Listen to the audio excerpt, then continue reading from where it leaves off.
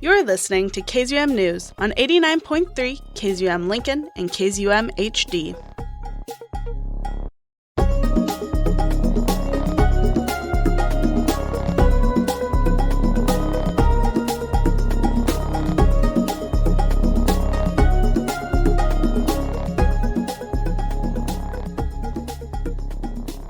Good afternoon and welcome to today's edition of KZUM News, an hour dedicated to learning more about what is going on in Lincoln and the surrounding areas. I am the news director and your host, Amantha Dickman.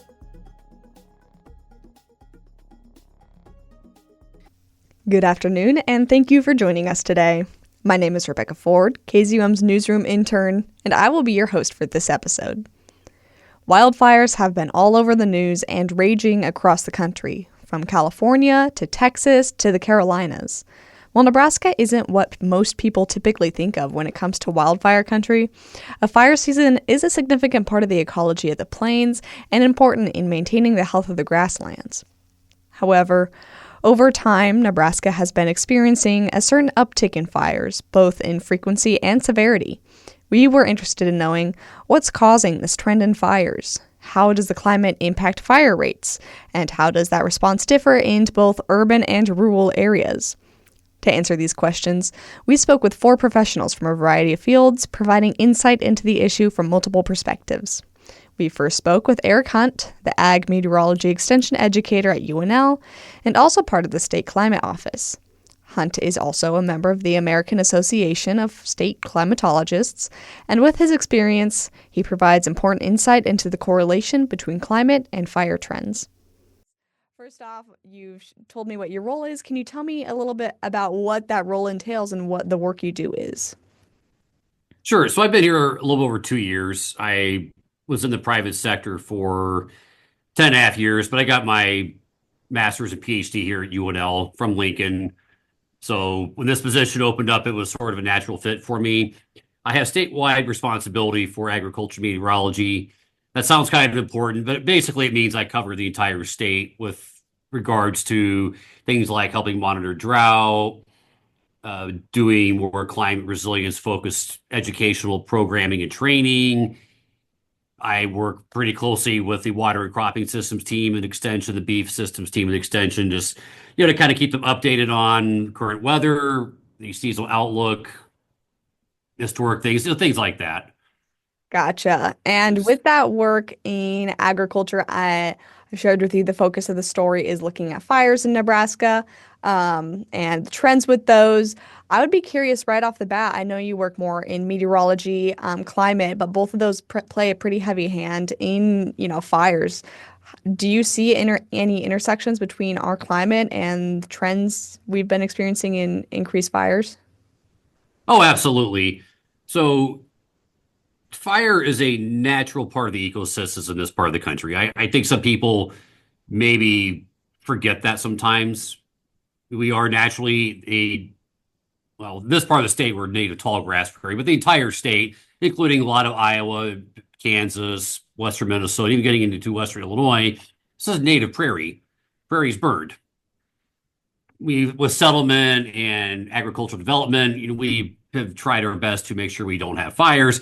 And realistically, when you get to this part of Nebraska and get further east, where we traditionally get more moisture, we don't necessarily we haven't traditionally had a major wildfire risk in this area. Now, central, certainly western side of the state, that's been different.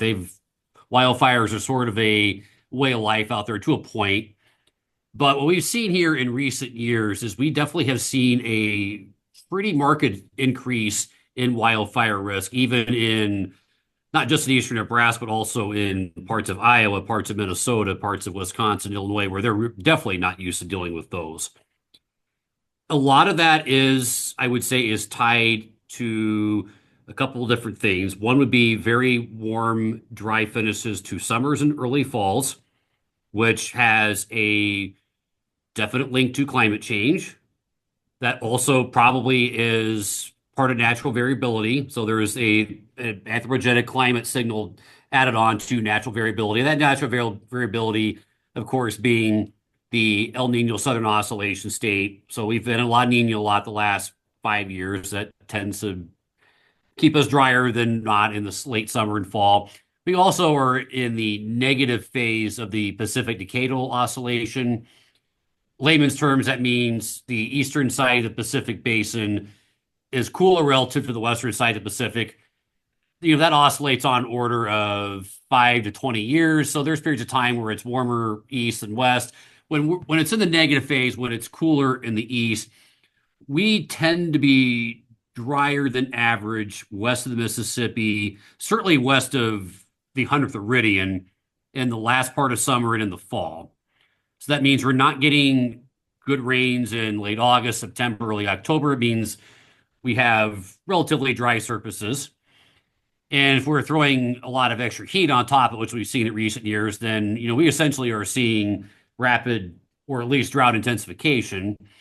The other reason fall is critical is that is harvest time. And what we've seen a lot of in recent years is we've seen combines catch fire. Now, they're not doing it on purpose, but there's this dry matter get caught up in there. They can catch fire. A lot of times they get put out pretty quickly. They don't really cause problems. But if it's a windy day and they can't get it put out quickly, it can spread. Or sometimes fires can start for other reasons. But regardless, we've had a lot of days in the fall with high fire danger in recent years. So we call those red flag warnings. The other time of year we definitely seen a market increase would be kind of, I would say, the late climatological winter, early meteorological spring timeframe. So late February into mid-March. So kind of a period of time before things start greening up. But if there's no snow cover on the ground here and it's warm, it tends to be pretty dry. So to have a high fire risk, you need to have generally relatively warm temperatures. If it's really cold, typically humidity is high enough that even if it's dry, it's not as much of an issue. But if it's warm, certainly once it gets like 70 plus warm. If it's really dry, that means the relative humidity is low. And if it's windy, that means fires could spread. And if you have a relatively dry surface with a high fuel load, like you would when you have dormant vegetation, then it's pretty easy for fires to spread. And we've definitely seen that in recent years in late February and early March. And for those who pay attention to the National Weather Service advisories pretty closely, you'll notice that we had a lot of red flag warnings in the month of March, late February. You've seen that a lot in recent years. Those aren't necessarily new, but I definitely think they have been more prevalent in recent years, because we've had more wind. In some cases, we've had some warmer days. We were very, very warm in March. I think we were probably top 7 or 8 warm March in this area. And, we've had a lot of dry surfaces going into early spring. Years where we had snow cover through a good portion of winter, if it was melting off in early March, that is not an issue. We typically don't have much snow on the ground here in early spring anymore, unless we just had a big snowstorm. But we're not maintaining snow cover in the winter in this area as a general rule like we used to. Mm-hmm. Right. I think that with that in mind, something that's kind of been discussed in some circles is the transition from previously having a consistent fire season that we could observe and record to now having maybe something that might be more year long. What do you think of that assessment that fire season has become a year-long phenomenon? It probably always has in some level. I would say in this area, the fire risk is probably going to be lower in the summer as long as we're not in a major drought, in part because we tend to have greener vegetation, that vegetation that's healthier, that it's harder for it to burn. Now, granted, you can certainly have major fires in the summer. I'm not saying you can't. But that risk does tend to be a little bit lower once we get into later April, May, June, as long as it's not major drought. But we could be facing situations where we have long stretches with no precipitation. That vegetation starts getting a little bit crunchier. Maybe it almost goes even a little bit dormant in some cases. And if you have the, careless person with a cigarette or something else that happens to start a fire, camping, grill, whatever, it would be pretty easy for some stuff to spread on a windy day. We do still have windy days here at times in the summer. Summer is climatologically our lowest time of the year for wind speeds, or it's kind of a climatological minimum for wind speed. So that's kind of the other reason that fire risk is lower. But one thing I would caution people on is we are probably always going to have some level of fire risk. And with changing climate, we're seeing precipitation kind of come more in bunches. We're seeing the hydrologic cycles probably sped up a little bit. So we're getting potentially more big dumps of rain at once. We might have longer spells in between precipitation events in this region. So that means that if you have soils that aren't holding water very well, if you have vegetation that gets dried out very easily because of just sitting, not having much shade, or it's not very healthy, you name it, it could be fairly vulnerable. So I think we as a society in this part of the country, I think we tended to think of fire as being an issue for like at least urban areas like California, maybe the Front Range of Colorado, where we've seen the horrific you know newsreels and things like that. That's a lower risk here, but it's not a zero risk. And there's a difference between lower and zero. And I think we need to really think about how we manage our properties and manage development so that we really do reduce that fire risk.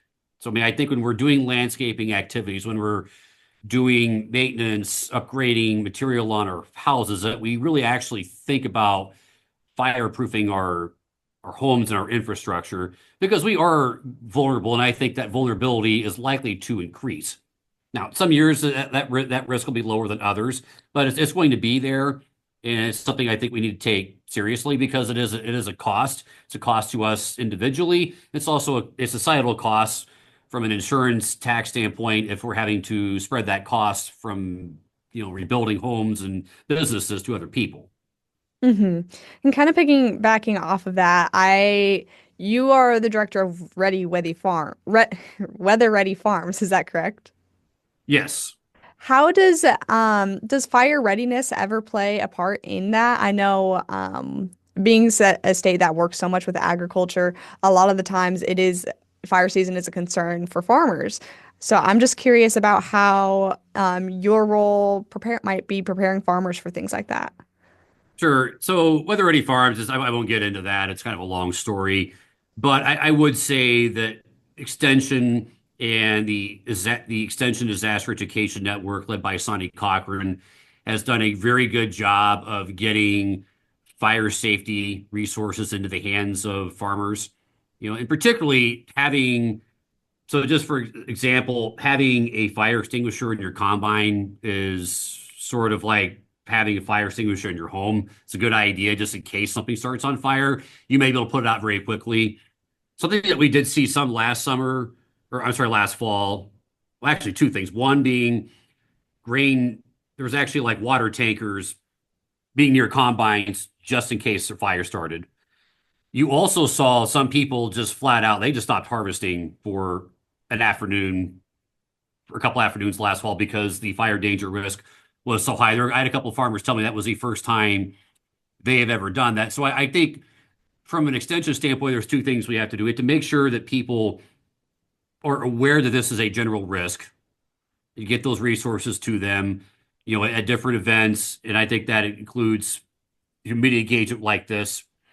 The other thing too is that my job, I view one of the things I do is I talk to Bryce Duskett on KRVN every Monday morning to give a statewide forecast. And I always talk about there's high fire danger risk, particularly around that time of year, just so people understand that, maybe you want to make sure you have X, Y, and Z lined up just in case. Because if we can put a lot of these fires out very quickly, or make sure they don't start in the first place, then we're not seeing thousands of acres burn up potentially. So I would love to see fires not start in the first place.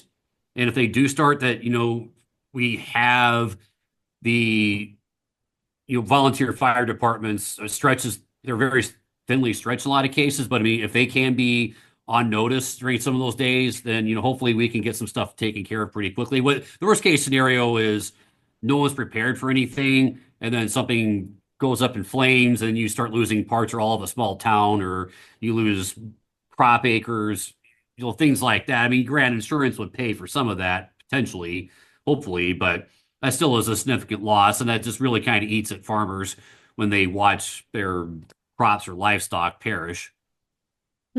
Absolutely. And education and preparation are just such significant factors, especially when we are seeing most of these fires being started by people. Yeah, I mean, a lot of them are not probably literally intentional. I mean, some of Oh, them might be, but a lot of them are just people that are not, they're not thinking. hmm I, Yeah. I don't know how they put it. No, yeah, 100%.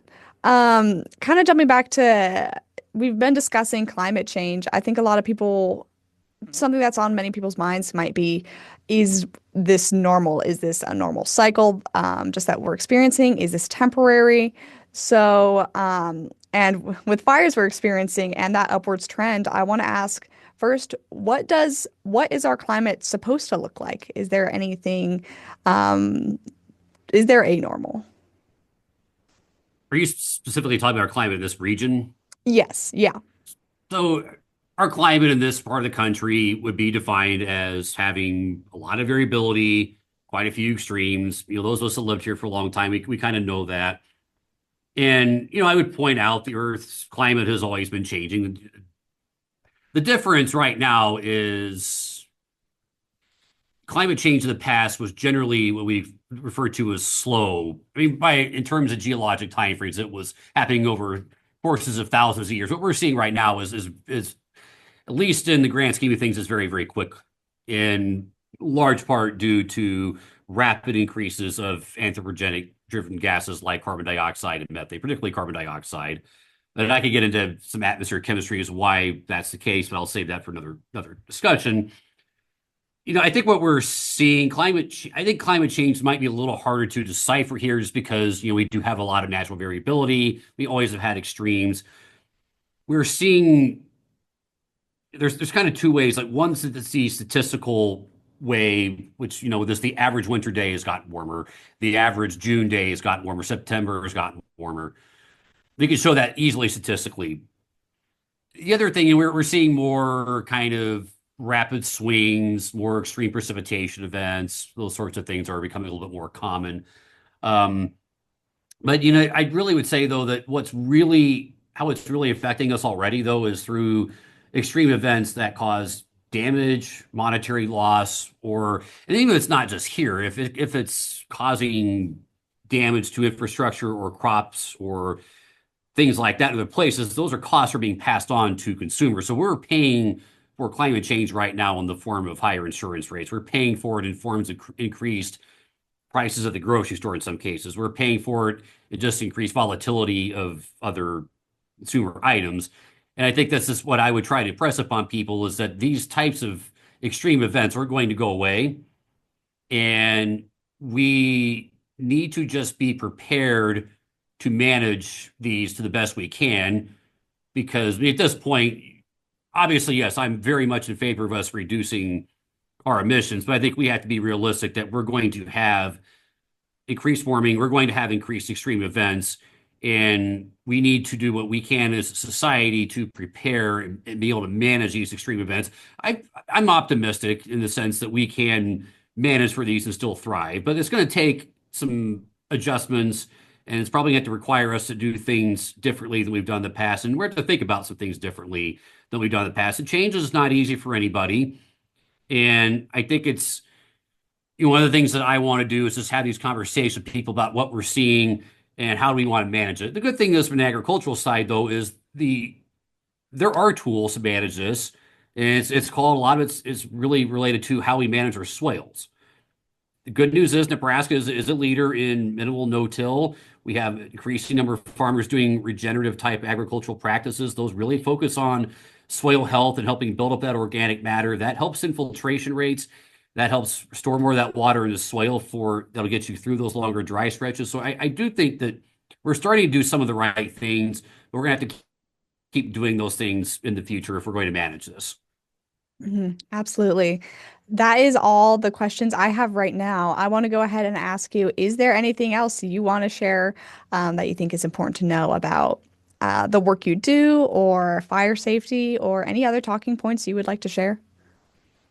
Sure. So I would just say for general fire safety and just preparedness for disasters in general, the Extension Disaster Education Network at UNL, it's part of a nationwide network called Eden. I would strongly recommend looking up some of their resources. They have a lot of very good educational resources.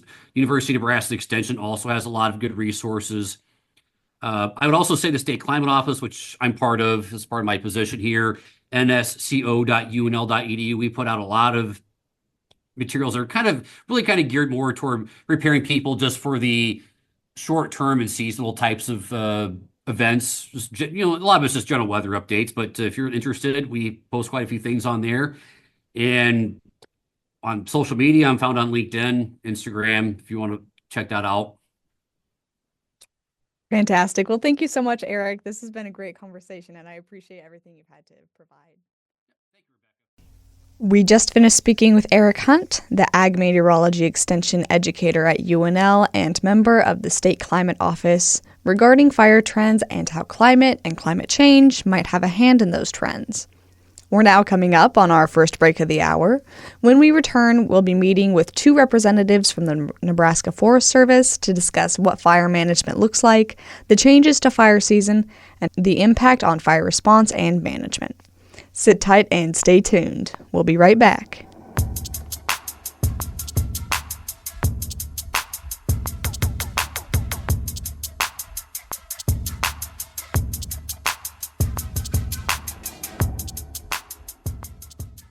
Support for KZUM comes from Lincoln Pharmacy, a local neighborhood pharmacy located at 33rd and A Streets, offering medication therapy management, medical supplies, citywide prescription delivery, vaccinations, and more. Open Monday through Friday from 8:30 a.m. to 6 p.m. and Saturdays from 10 a.m. to 4 p.m. More information at lincoln-rx.com. And by No Coast Roller Derby, a skater-owned and operated nonprofit organization since 2005. The opening event of the 2025 season is February 22nd at the Lincoln Sports Foundation Complex at 7600 North 70th Street. Doors open at 4 and the bout starts at 5 p.m.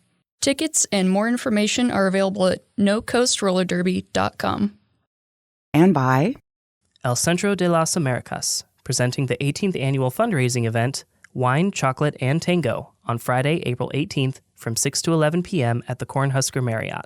The Lincoln Tango Club will perform during dinner, which includes a full meal with sides and 3 courses of paired wines and chocolates, along with a silent auction and El Centro Market. All proceeds benefit El Centro and the community members they support. Further details and tickets are available online at elcentrone.org. The Skate Art Music Fest. Hello KZUM listeners, this is Lexi Crocker from Bay High coming to you with some information about our Skate Art Music Fest. This will take place on Friday, April 25th at the Bay, located at 2005 Y Street, starting at 4 p.m., with skate competitions, live music, art and fashion, and food trucks on site. This event is open to the public. More information is on our socials at Bay High LNK. Life-saving blood is a gift only volunteer donors can give. Right now, Nebraska Community Blood Bank needs you to donate blood. Visit ncbb.org today to schedule your donation.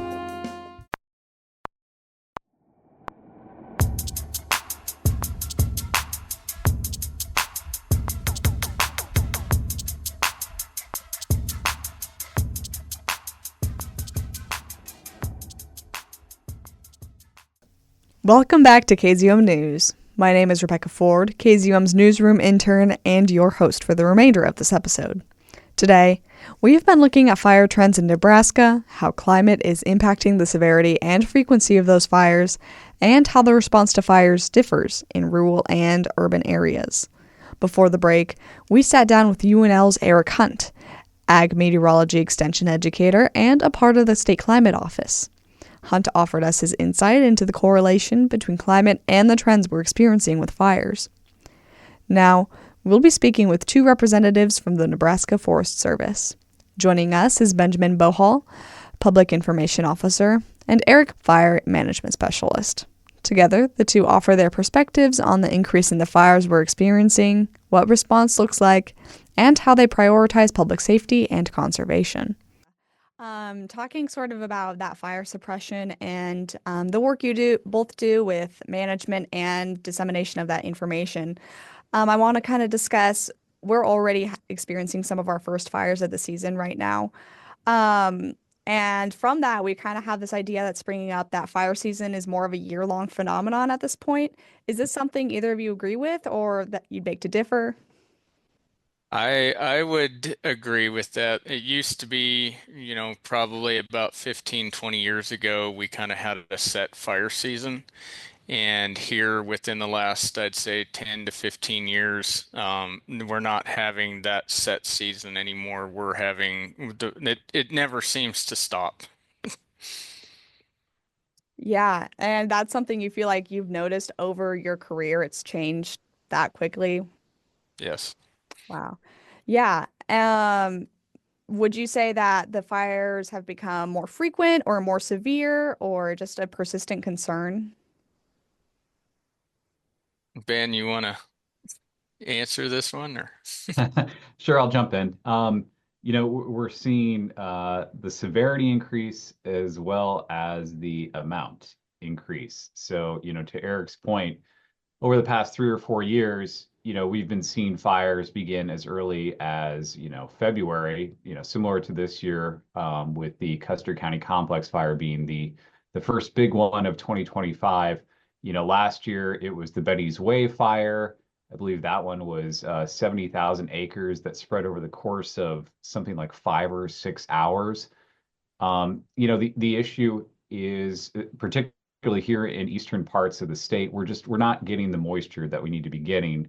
And that has been a consistent issue over the past few years. And then when we have these fires, the majority of them, about 90%, are human caused fires. And so, we really have our hands full with this issue, and part of that for us is certainly education and talking to media through interviews such as this one. Yeah. On that note, do you see this as a temporary trend, or do you see this as something that's going to continue to spiral and increase in severity or frequency? I would say that this is probably going to be the new normal, just because, with the different farming practices that we have here in Nebraska, where we have the no-till. We want to maintain that topsoil to keep it from going anywhere. But when you're doing the no-till, you're basically just adding dead fuels on top of dead fuels on top of dead fuels multiple years in a row. So, um, yeah, I would say this is starting to kind of be the new norm, not only for us, but for a lot of other states in other regions as well. Hmm. And with that increasing severity and this new normal, have you felt that there's been a strain on resources in fire departments in general, even in your area? Well, that's what makes it hard here in the state of Nebraska. It's 97% privately owned, so the suppression force is the local volunteer fire departments and those mutual aid districts. And out in the Southwest and the Panhandle and even the Northwest, they're pretty well equipped to be able to handle those because they've been at this for quite some time. But now the East Central region and the Eastern region of Nebraska is starting to kind of feel what everybody else in the West has.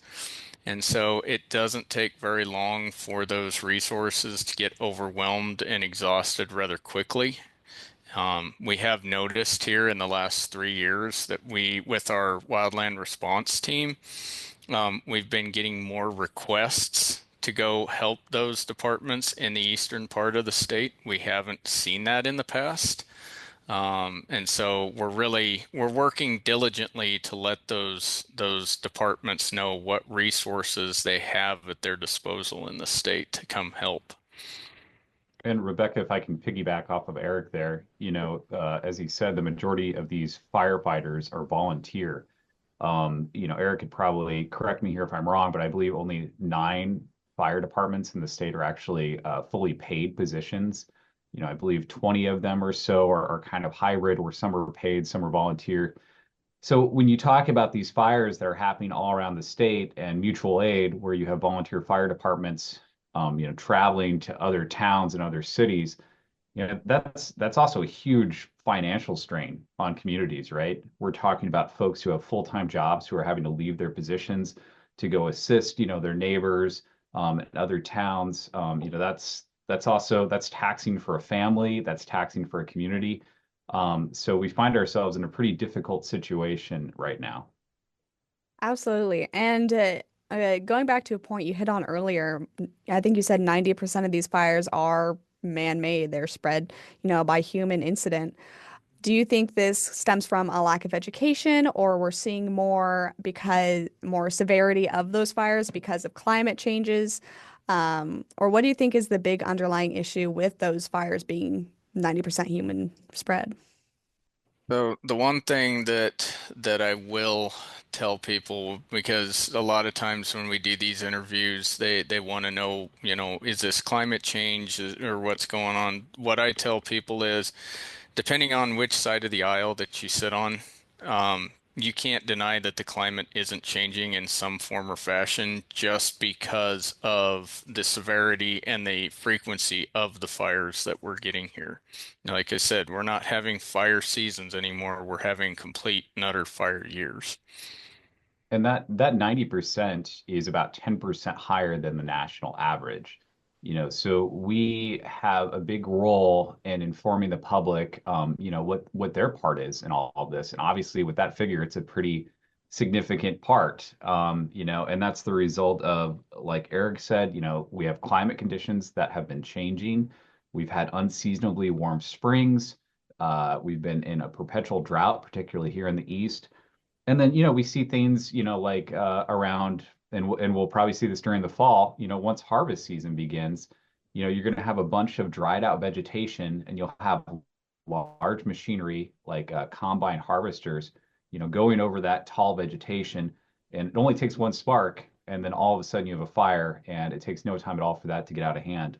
Also, things like, it's no surprise, I'm sure, to anybody that here in Nebraska, we have high winds all the time. That is a recipe for a wildfire to get out of control. So, other things like dragging tow chains that can cause a spark on the highway, which can cause fires on the side of the road. Those can take off with large grass fires happening.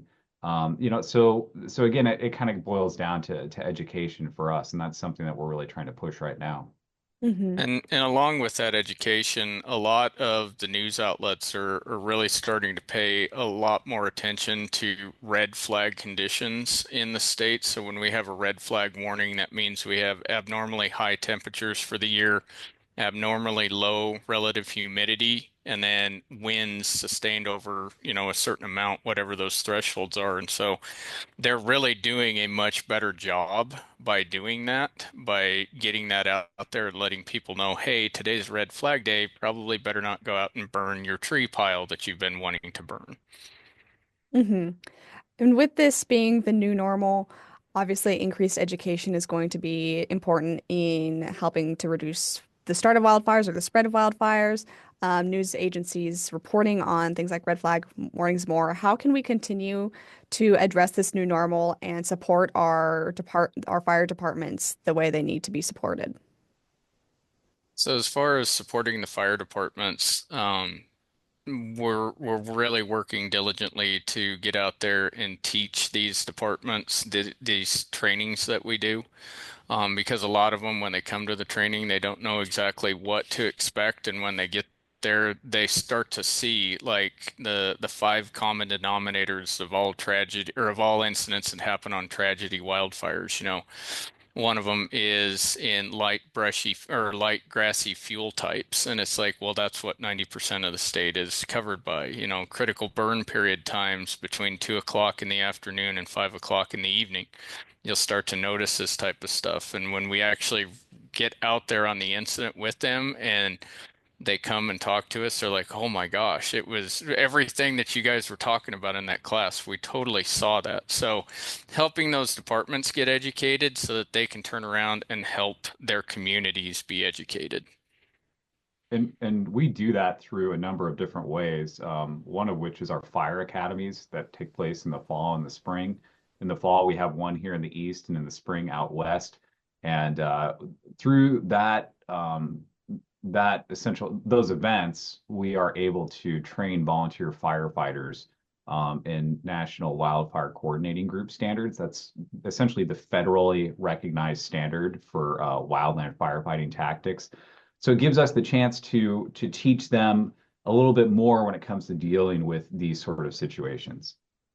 And it sounds like you both kind of have a sort of a double role that you have to manage with ensuring public safety and keeping the public educated, and then also managing conservation work. Is that a balance you feel you do have to maintain, and how do you do that?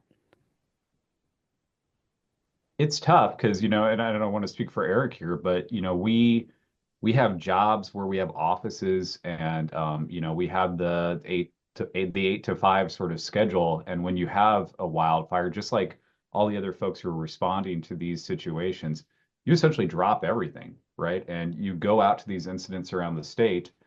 And, a deployment can last anywhere from, I believe, up to 10 days, and we're talking long hours for everybody involved. You almost have pretty much a small town when it comes to a response to some of these fires, where you'll have dozens of volunteer firefighters. You'll have an incident command system where you have somebody who deals with logistics, aerial tactics, public information, you name it. So it's like kind of dropping everything and going to a situation that requires all of your attention and all your time. And safety is a huge issue, as Eric brought up, where we're trying to teach folks situational awareness during those times because everybody's tired and everybody's doing all they can to put these fires out. And the best thing that we have, and I can't speak for the other agencies, but the best thing that we have is we have a very supportive overhead that will tell us like, hey, if you have something that like a department calls me and says, hey, I need somebody here now, I need help to try to manage this. Basically, all we have to do is just let our agency director know like, hey, this is what's going on. And they are fully supportive by saying, you know what, just go do what you need to go do. We'll take care of anything later on the back end. You go help them. So, yeah, it is kind of hard at times to balance that work-life balance. I know in 22, when we had our second most destructive wildfire season in the state, when I finally got home after the end of the season, my wife was standing there looking at the calendar, and I said, "What are you looking at?" She goes, "I'm just counting up how many days you've been home in the last 10 months." And I was like, "Okay." And she goes, "Well, you've only been home 7 days in the last 10 months." So it can be hard. Absolutely. I don't think anyone can really understand the kind of work that is until they're in it. And from a community member standpoint, it's crucial work. Kind of hinging on that, we've heard a lot about cuts in funding and employment in all sorts of federal industries, including the Forest Service. And have you guys felt this impact for the Nebraska Forest Service? And if so, how have you navigated that, and how's that impacting the services? So, as far as for us, we haven't noticed anything because we're a state agency. We haven't really noticed anything on our end at least I haven't, but I know some of our federal partners, it has affected their ability. Things are starting to come back to normal for them, but it did affect them in the beginning. Gotcha. Well, thank you so much for touching on that. As we begin to wrap up here, I want to just ask, is there anything that you think is of paramount importance that the public knows when it comes to public safety in the event of a fire? For me, I basically, I do work for the state, but I also work for the volunteer fire departments, and I tell them, make sure that you guys are paying attention to what influences the wildfire environment, which is fuels, weather, and topography. Just make sure that before you issue those burn permits, make sure you just get on the National Weather Service website and check out what's going on in your area as far as the weather.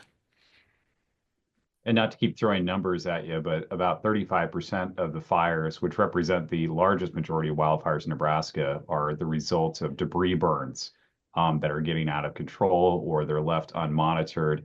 And we have this thing called holdover heat that can happen where these debris burns that we think are out actually are not, and they will start back up. And so a big thing for us is trying to inform folks who are burning to keep a close eye on those. Also, not burn on red flag warning days. And then for just general, members of the public, keep an eye out on the weather. If you're dealing with high winds where you have over 20-mile-per-hour winds going, and relative humidity is low, just reconsider, burning on days like that, and just try to be wise. Keep an eye on what's going on, and just think. It only takes one spark. That's something we really try to push with folks. Yeah. Well, thank you so much for meeting with me. That's all the questions I have right now. If you have anything else you'd like to say, now is the opportunity. No, I think I'm good. Yeah, thank you for the time, Rebecca. We really appreciate the opportunity. Yep, absolutely. I appreciate you meeting with me. It's important stuff, especially as we gear up to see it start getting worse here pretty soon. So I appreciate it. Thank you. We just finished speaking with Benjamin Bohall, Public Information Officer, and Eric Moul, Fire Management Specialist with the Nebraska Forest Service, to discuss their perspectives on the fire trends we've been experiencing, their roles in fire management and education, and what fire response looks like for them. To wrap the story up, we have one more person to speak with. Dave Engler is the chief of Lincoln Fire and Rescue, and we sat down with him to discuss what fire management looks like in the city and fire education and prevention for citizens in Lincoln. In the past, we've sort of looked at fire season as happening only in a specific season of the year, and now we've heard things about it maybe becoming a year-long phenomenon. Is this something you agree with, or do you still think there's a distinct fire season? Or how do you believe that's changed as we've experienced increases in fire trends? Well, I would say in years past, we really didn't pay a whole lot of attention to grass fires, wildfires, and that sort of thing. And so what we've seen in the last couple of years is we've seen more what we call wildland urban interface fires, or grass fires or brush fires, that are in the city area. So you think of those a lot of times in more less populated areas, but we're starting to see more and more. And I think there are probably various reasons for that, from our perspective, and certainly there has been changes in weather patterns and everything according to science, and so that's a thing. But we're also annexing areas, so as the city grows, we start to annex, and we're annexing areas that have more brush and woodlands and that sort of thing. And so we're kind of and there's a desire to keep some of those things intact, right? So now we're starting to, instead of clearing it all out and kind of having a safer space for those homes and stuff, we're trying to kind of integrate it into everyday living. And so that does create that extra fire load that we may not have been as accustomed to in the past. Right. And this seems to be sort of a trend we're noticing with all fire departments, but especially those rural ones, is sort of a struggle to keep up with demand. And as a result, we're seeing a lot of mutual aid.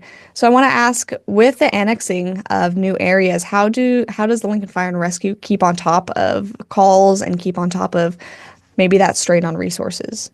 Yeah, well, one of the things we've done is we purchased a couple years ago now our first brush unit, which is a specialized piece of apparatus that has four-wheel drive and can get into those areas, because our traditional structural engines aren't made to do that type of work. So we might have responded to some grass fires and stuff, but they weren't to the frequency where we needed this type of apparatus. Now we're starting to see that more and more.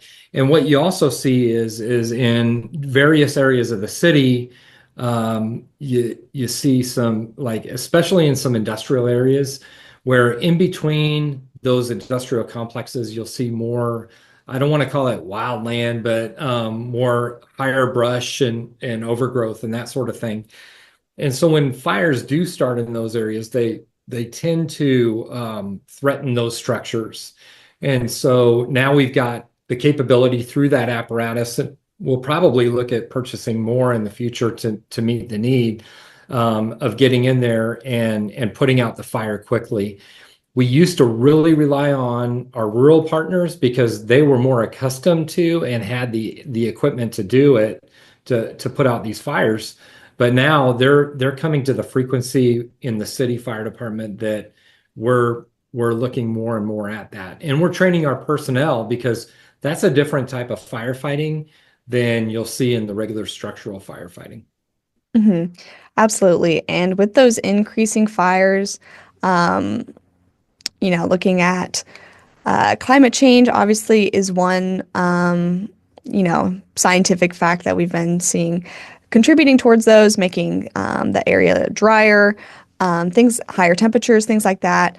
Do you think that this new trend and the increase in severity and frequency of fires, is this something that we're just going to have to learn to manage and get used to? Or do you see sort of that trend in decrease in the amount of fires, or where do you see it going? Well, that's a really good question, and I don't know if I've got a great answer. I can say that we have seen an increase in these type of fires in our area, and I think across the United States.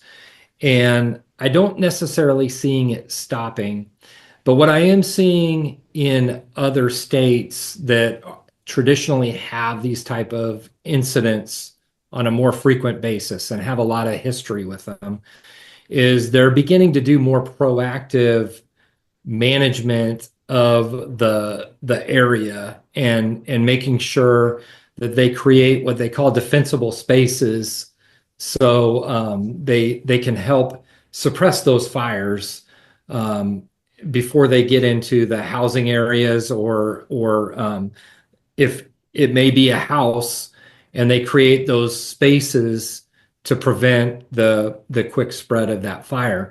So I think a lot of it's going to depend on the prevention mechanism, and then how we do codes. For instance, some areas don't have codes that in which houses are built to prevent those fires. And you think back, and I think a lot of places have gotten rid of wood shake shingles, but years and years ago, a lot of housing had wood shake shingles in those forestry type areas. And so those embers would get into there and they'd quickly burn houses down. Well, codes have changed and not allowed that and prevented that. So I think it's going to be, it's a little bit unpredictable because obviously there's always going to be that fire threat, but really how we deal with it and how we adapt to it is going to depend on whether we see more or less in the future. Mm-hmm. And we've talked to some professionals in discussing fire recently, and it sounds like the majority of fires are man-made. How do you navigate that threat with fires increasing and the majority being man-made? Of course, most of those are likely accidental, but how do you navigate that, and how does that differ from a naturally occurring fire? Well, one thing, when you've got these fire red flag warnings, the big thing is to really educate the public not to burn. A lot of the rural areas, burning is something that's frequently done, and so you want to eliminate those ignition sources, even no matter what. In the city of Lincoln, we don't allow any burning, so we really don't have that sort of problem. But a lot of it really comes down to public education and just making sure people understand the threat of fire in those situations. And then there's always the holding accountable piece. If you violate a rule or you violate a warning or whatever, you've got to make sure that there's a reason to encourage people not to do it.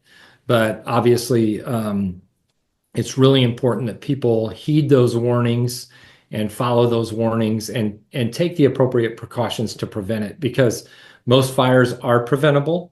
There are some that aren't, but most fires are. And it really just comes down to people thinking about it and doing the right thing before it actually happens.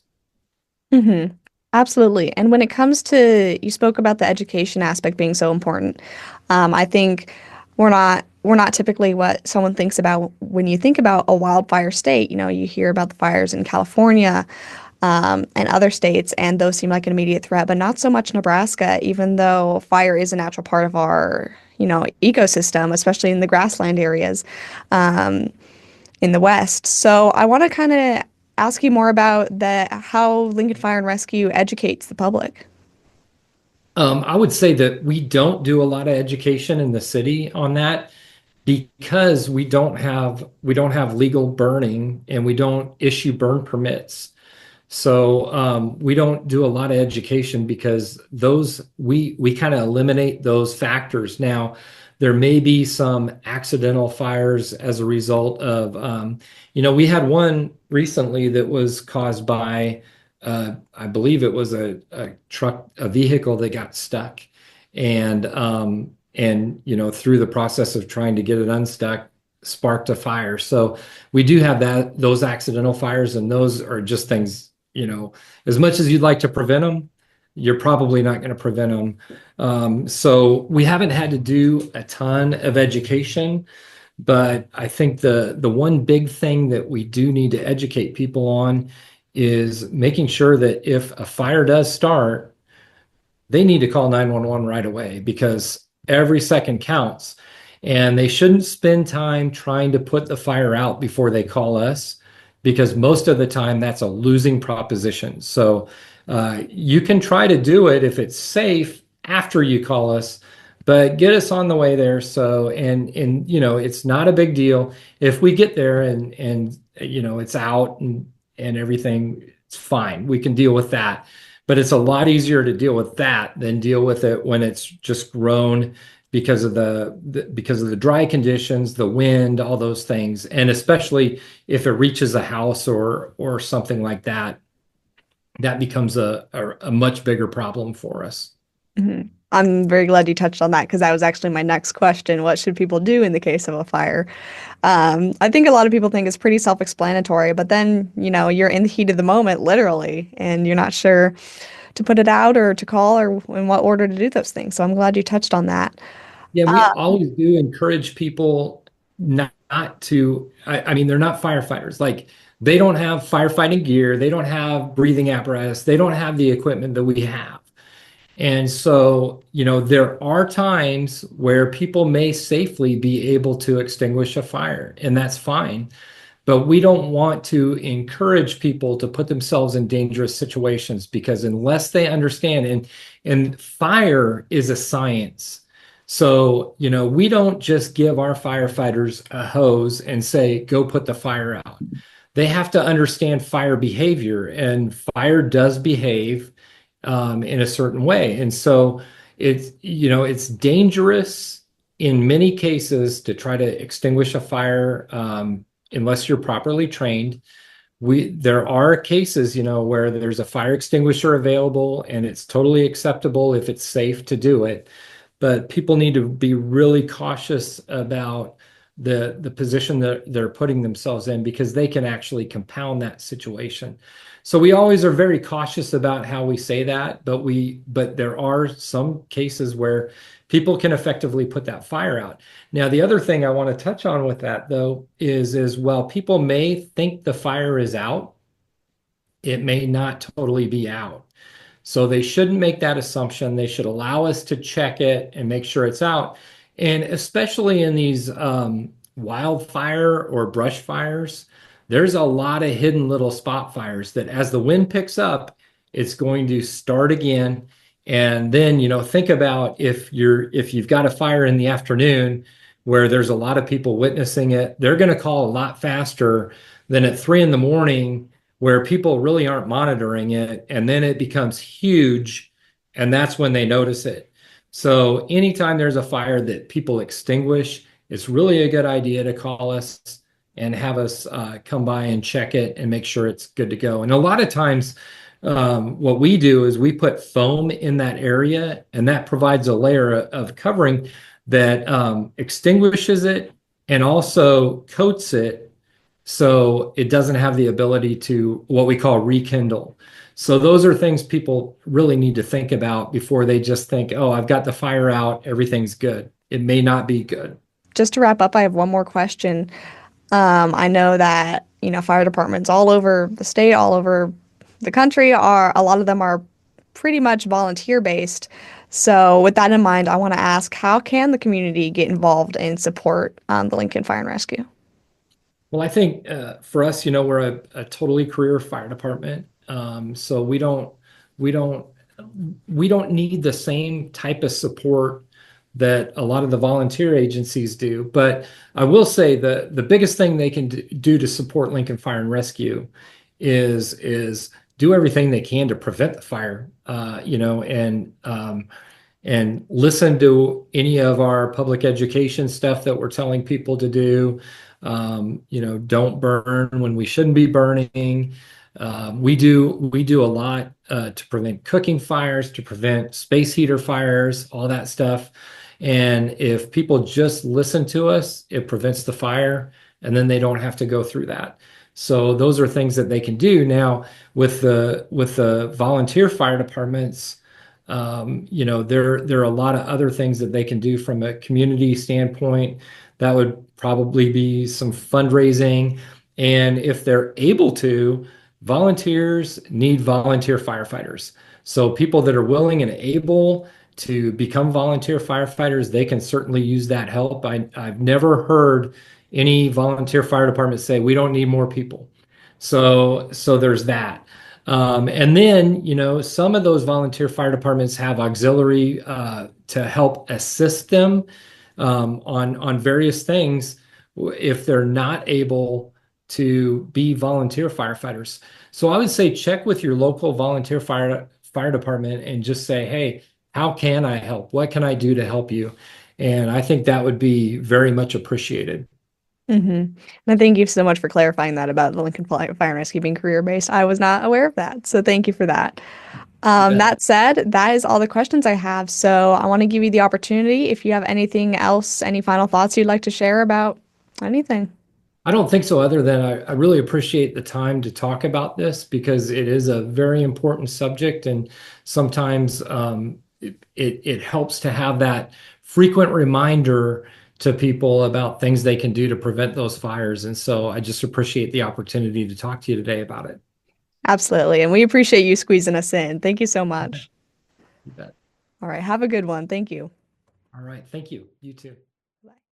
You just heard Lincoln Fire and Rescue Chief Dave Engler discuss fire management in the city and how the department manages fire education and prevention. With Engler's insight, we begin to wrap up our story. Today, we sat down with 4 professionals from UNL to the Nebraska Forest Service to Lincoln Fire and Rescue to discuss the increase in severity and frequency of fires, how the climate ties in, and discussed important reminders when it comes to fire education and safety.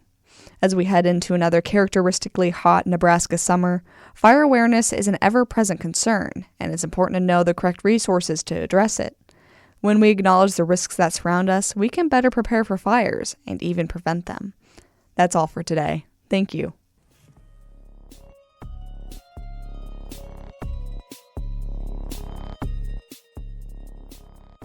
We are fast approaching the end of the hour, so here are your reminders for today. The KZUM Newsroom is always open to hearing about any questions, concerns, suggestions, or even any story ideas that you might want to share with us. All you have to do is give us a call at 402-474-5086, extension line 6. If you give us a call and we aren't available, don't forget to leave a voicemail. Or, if you aren't much of a phone person, you can also find our social media handles and more newsroom information at kzum.org under that About tab. Speaking of our website, if you happen to miss a show, you can always head to the KZUM News tab, where we archive all of our shows and include a transcript with links to that day's content. And lastly, I just want to give a shout out to Jack Rodenberg of the Rodenberg Music Experience. He put together all of the amazing original music that our news program uses. So once again, thank you, Jack. That wraps up our reminders for now. As you head out into the world, I hope you have a lovely day. Thank you for listening, and we hope you'll join us next time.